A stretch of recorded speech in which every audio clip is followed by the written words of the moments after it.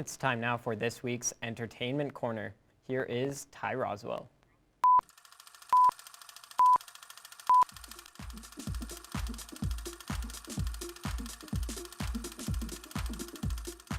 I'm Ty Roswell, and I'm here once again at May Cinema 6 to give you the scoop on what's happening in the entertainment world this weekend.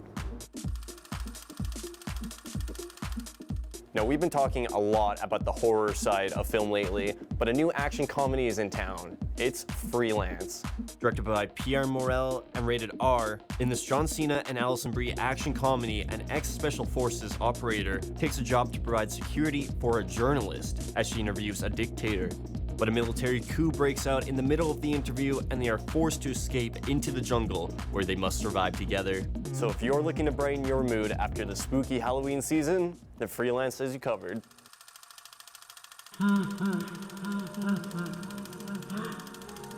The Five Nights at Freddy's movie is absolutely killing it right now at the box office, and you're not gonna want to miss it. Directed by Emma Tammy and rated PG-13, Five Nights at Freddy's is a horror movie based on the popular video game franchise of the same name. The film stars Josh Hutcherson as a security guard who reluctantly accepts a nighttime job at Freddy Fazbear's Pizza, a once successful but now abandoned family entertainment center. Once working, he discovers the 4 animatronic mascots in the abandoned business move and kill anyone that is still there after midnight. So if you're in the mood for some Fazbear frights, well, May Cinema 6 has you covered.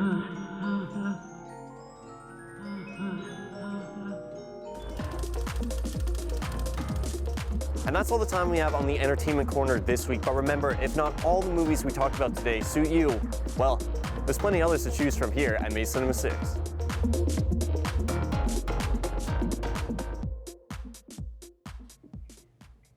Now, we have been blessed with pretty warm weather for this early November season in Lloydminster. Yes, it's been quite nice. We haven't gotten a ton of snow. We really haven't gotten any. It seems that when I report on the weather, it seems to do the opposite. Yeah. Today was supposed to be very sunny out, but we got overcast last night. It was supposed to be clear out, and we got overcast. So it really has a mind of its own, especially winter can be so unpredictable. But we are being treated very nicely by Mother Nature so far. We're only sitting at 1 degrees, feels closer to -4 at that windshield, but I was outside for a bit getting gas and, driving around, and it wasn't that bad, actually. It wasn't, I wasn't freezing standing outside pumping the gas. So it's been a very nice day out despite it being overcast. Winds picking up at 19 kilometers per hour, which makes it feel a little bit cooler than that 1 degrees. And then across the region, 3 out in Provost, 5 in Wainwright, Vegreville, and Edmonton, 2 in Vermilion, Marwayne, St. Paul, and Bonnyville, and Cold Lake and Lac La Biche are sitting at 1 degrees. And then on the Saskatchewan side, -2 up in Isle Cross, +2 in Green Lake, St. Walburg, and North Battleford, and down in Macklin as well. 3 degrees in Maidstone, Meadow Lake, and out in Pearceland. And then overnight tonight in North Battleford, it'll drop down to -4. So not too bad of an evening. Partially cloudy skies is predicted for the evening out in North Battleford. And then tomorrow, expect low clouds and about a 60% chance of some rain showers throughout the day. In the afternoon mostly, with a high of +5. And then tonight in Cold Lake, about a 44% chance of some flurries overnight this evening. Otherwise, low cloud coverage with -2 as your evening temperature. And then tomorrow, expect overcast. Tomorrow in Cold Lake with a high of +2. And then overnight tonight here in Lloydminster will drop down to -3, partially cloudy skies, so a little bit of an overcast will carry on over tonight, but it should start clearing up. And then tomorrow, periods of clouds and sunshine, so it's going to be a mix of both with about a 40% chance of some rain showers in the afternoon in places. And then with a high of +3. And then just to break down the day for tomorrow, around 6 a.m. it will be -1, partially cloudy skies. And then at around noon, intermittent clouds with a +1 temperature. And then around 6 p.m. there's that chance of precipitation kind of slowly rising with intermittent clouds as well. And then around midnight, it will be -1 and cloudy. And then over the next 3 days here, like I said, high of +3 and a low of -2 for tomorrow with some rain. And then on Sunday, about an 83% chance that is going to turn into some snow showers with a high of 0 and a low of -4. And then on Monday, cloud coverage overcast, similar to what we saw today, with a high of +1 and a low of -4. That is the first look at your evening weather forecast. I'll have more of your overnight temperatures later on in the show. Thanks, Abby. Coming up after the break, the mayor of Humboldt speaks on concerns with infrastructure improvements.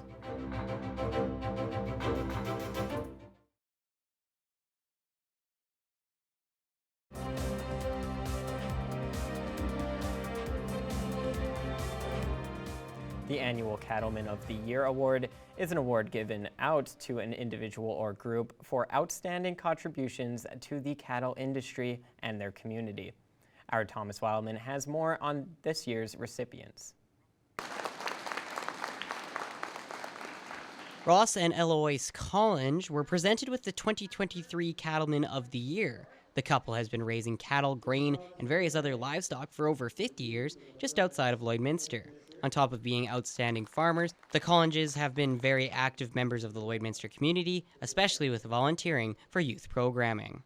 Eloise and Ross have done so much for this community. Eloise was, like they said in their interview there, they're the ones that started egg education days, to have those school kids come here and learn about agriculture, and that meat doesn't come from the store, bacon doesn't come from a store, it comes from the farm, right? So they've always been they pride on that, actually, right? They want to teach all these younger generations where food actually comes from, because in this day and age, half the people in the world don't know where it comes from, actually, and sees the work that put into it to make that food, right? So they have done a great job with that. The Collinges were very surprised and honored to be receiving such a prestigious award. It was a great surprise. It took us a while before we believed it, and then it was just such an honor, and we're still kind of in that unbelievable stage, but very honored. Many friends and family were able to see the ceremony, and even those relatives that live far away were able to send messages to the family that were shown at the end of the slideshow. Bit of a tearjerker. Yeah, we didn't expect the ending, to see our daughter and granddaughter, and their words was so warm. It's like they were here with us, so it was just wonderful. Whoever arranged that was wonderful. Yes, it was very, very wonderful, is right. It was a kind of a shock, too. Coming up next will be the grand finale of the Stockade Roundup, which will be taking place in this very ring, and that is the Supreme Show. Thomas Wildman, Primetime, local news.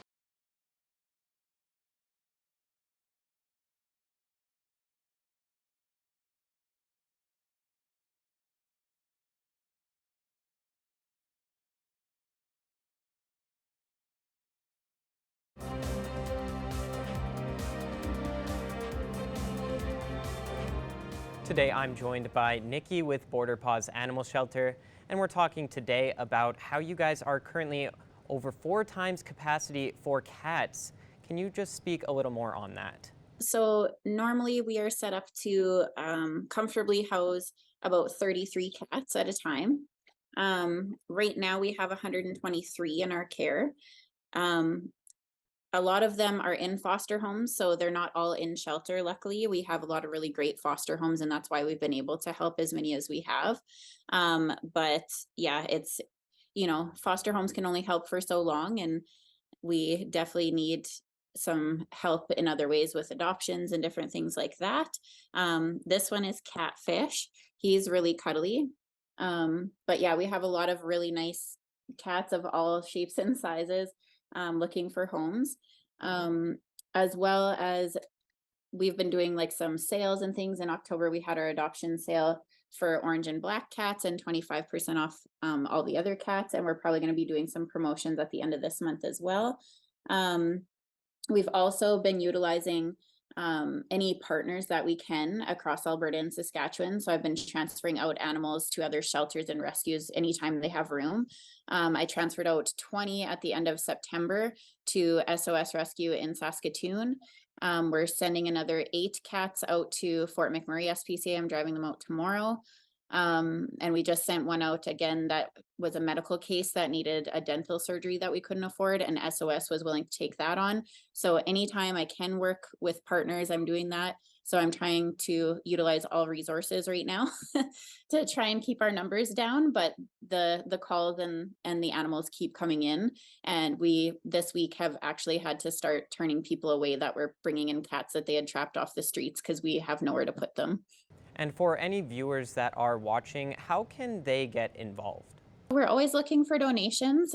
So if we have extra food, we actually share with community members. If they are going through hard times and can't afford to feed their pets, we do share donations that way.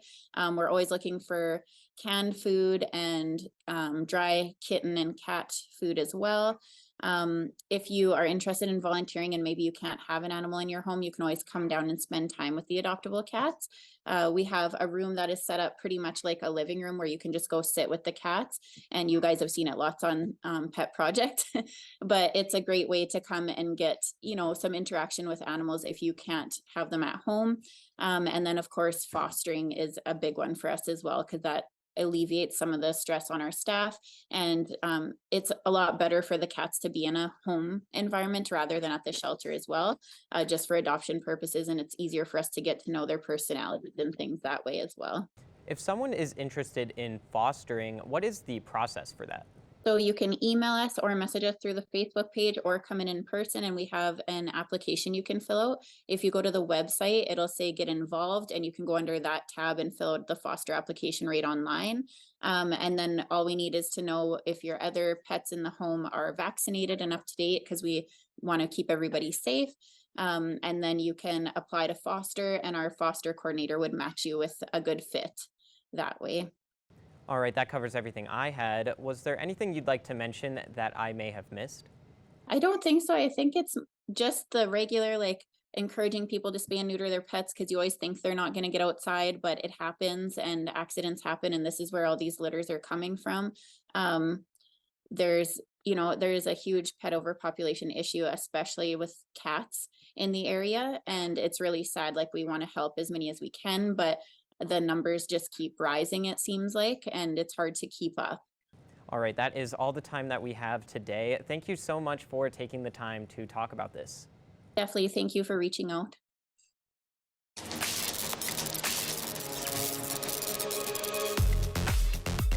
It's been a busy week here in Lloydminster with Stockade Roundup underway at the Lloyd X, and this weekend it is a busy one in our area. The Rotary Club of Vermilion is hosting their Harvest Gala coming up tomorrow, and that gala is an evening of entertainment that celebrates the agriculture industry. There's going to be a great meal tomorrow evening. There's going to be a dance. There's going to be an award-winning comedian, Erica Sigurdsson, will be performing, and also some live music from Randy Bolton. If you want to be a part of the Harvest Gala or find out how you can support the Rotary Club of Vermilion, get in touch with them today.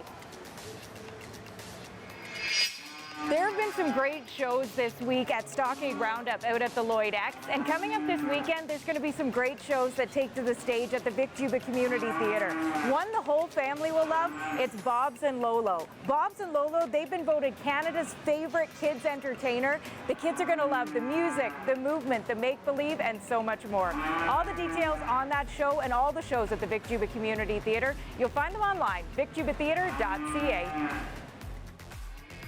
And there's still a few fall suppers in our area. Coming up on Sunday, Marsden has their fall supper. You can enjoy turkey and all the fixins. They'll be serving up between 5 and 7 p.m. at the Marsden Community Hall this Sunday. Well, whatever you choose to do this weekend, we hope you stay safe and stay healthy.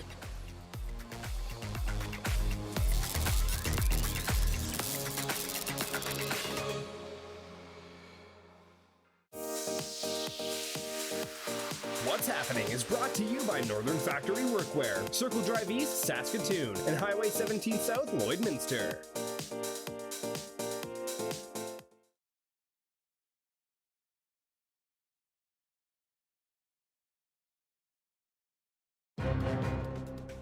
Furniture set and design supplied by Furniture Gallery, downtown Lloydminster. I'm very happy to be joined here today by Chief Norm Namier with the Lloydminster Rescue Squad. Thank you so much for joining me today.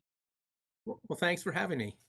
Of course. Now, recently, very exciting news. Synovus Energy recently donated 100 grand to the rescue squad for to purchase a new airboat. Tell me about that donation, how it came to be, and the purposes of it. So I think this year we were just trying to come up with a project, but the project kind of found us instead. So our old airboat has just been it's just been giving us a lot of trouble. So we thought, what do we do with it? And the timing was perfect because Ryan was in contact with Synovus and he filled out some application, and before we knew it, they approved it. So we were super excited, and then we were on the prowl. We didn't really have to go on a prowl because then all of a sudden an airboat popped up in this area. So we didn't have to go more than 65, 70K to go find this unit. And it was relatively, it's a used unit. It's a 2013, 19 foot by 8 feet wide. And it only had about 90 hours on it. So it was relatively, when you say new, but it was relatively new, with that kind of hours on it. So we're really excited. Some of the features we're looking in an airboat too. Our airboat is getting old. It doesn't have a floor. It has the ribs in the floor, so it's dangerous walking, slippery. This one has a permanent floor on it, sides, and the main thing on this one too, that it had the flotation but the flotation in it, and it's Coast Guard approved. So it's just one of those things. If you do have an accident, at least you'd be floating down the river instead of sinking. So and that hopefully that never comes. But so that was kind of a neat thing. It carries more people. We can carry another spotter up, so you can have the captain or the boat operator and another person on the side, another first responder, and you can look because you're high up, and so you always get that advantage, that height advantage point. So, and then we have 2 front seats on this new airboat too, so 2 people can comfortably sit in the front and actively look also. So we can carry a total of 4 people. We could carry a lot more because of the weight, the size of the boat. So we're excited with that, and it just can carry more equipment, which we seem to be adding all the time. So it's just a great new piece of equipment that we can now go with out there with confidence in. And it seemed to work out perfectly, you guys being able to find this so close in town too, and the generous donation that was given.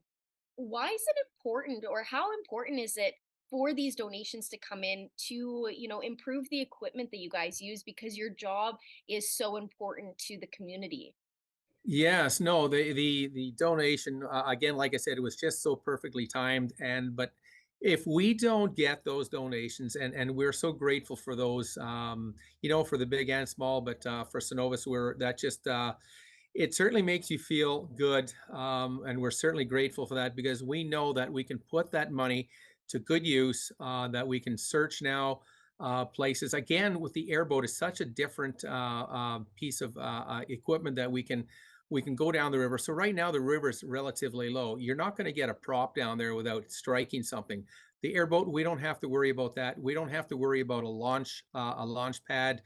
We can launch pretty well, for most instances, anywhere we can, depending on the terrain. But it just gives us so many more options to respond. Whether it's in a river that's low like today is, and we've also taken it on the water. And we found that in more the waves don't affect this boat as bad as our smaller one did.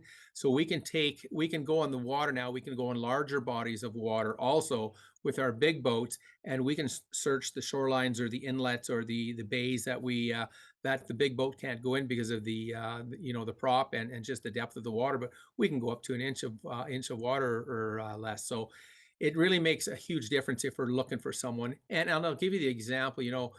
Just prior to our gala on the Tuesday, we were called up to the Frog Lake First Nation to assist in searching for that 5-year-old.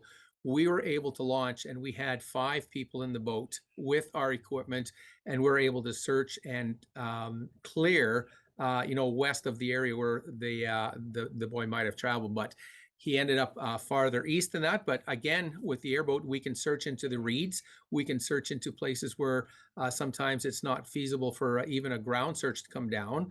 So the boat just makes, in this instant, I know we were rubbing the bottom pretty hard a lot of places, and again, that just shows the ability of the boat and its capabilities. So it's just again, it's a wonderful piece of equipment that is really used in searches. And we average the airboats average, anywhere from 5 to 6 calls a year, and sometimes more. And it's just we can go out and again in all types of weather now with this boat also, and we have the confidence of that we'll be able to do the job that we were called to do. And it's amazing that you guys are able to upgrade that and, find a really good airboat that, will help improve your guys' job when you're out searching for somebody, which is amazing. And the fact that it all worked out perfectly, I think that makes it even better. And it just works out that way, especially it being in Lloyd. You got the big donation. So everything just fell into place like it was meant to be. Is there anything else that you would like to add in regards to what you guys do and the airboat or the donation itself? Well, again, we go back to that donation. It's just for us, it's just a wonderful feeling that knowing that you have a company like Synovus that cares and that wants to provide a safe environment for everyone, not only in our area, which is cool, but we can go anywhere in the province of Saskatchewan, Alberta, and basically, if we were called somewhere else, we would go. And we have that capability because they're very far and few between boats that are able to do the job that we do in the water. So again, it's just it's a wonderful feeling, like I said, and it's just the gratitude and the acknowledgement that a company says that, hey, look, we see value in this, and so that's what makes it so worthwhile. And whether you go out in the daytime or in the nighttime, so it's wonderful. No, that's totally awesome. And I know that, our community and the communities that you serve, they also see value in what you guys do because your jobs are so important. So, any way to improve what you guys do, I think it benefits everybody. So, thank you so much for joining me today. And I can't wait to see, where you guys go from here. No, awesome. Thank you for having me and for sharing that information because I think that's just great for people to understand what we do and how we get some of our money. So thank you very much. Appreciate it. We're just about to wrap up the show. We have one last story. As the entertainment world mourns the death of Matthew Perry, a new charitable foundation has been established in his name. The Matthew Perry Foundation is described as part of the late actor's commitment to helping others struggling with addiction. Perry had previously opened a sober living facility and had been open about his battle with addiction. The Friends star died last week in an apparent drowning in his hot tub. The exact cause remains under investigation, and Perry was 54. I like that they're opening up this Yeah, foundation I think because that's he battled with addiction all throughout when he was on Friends, and that was a big struggle for him, and then he was more open about it. And Yes. opening up those facilities, I think this is a perfect way to honor his legacy. Yeah, and it's just getting that conversation out there, and just the more that we can do Yeah. for addiction, the better. Yeah. And that is all the time that we have for you on Primetime Local News. Thanks so much for watching, and have a great night.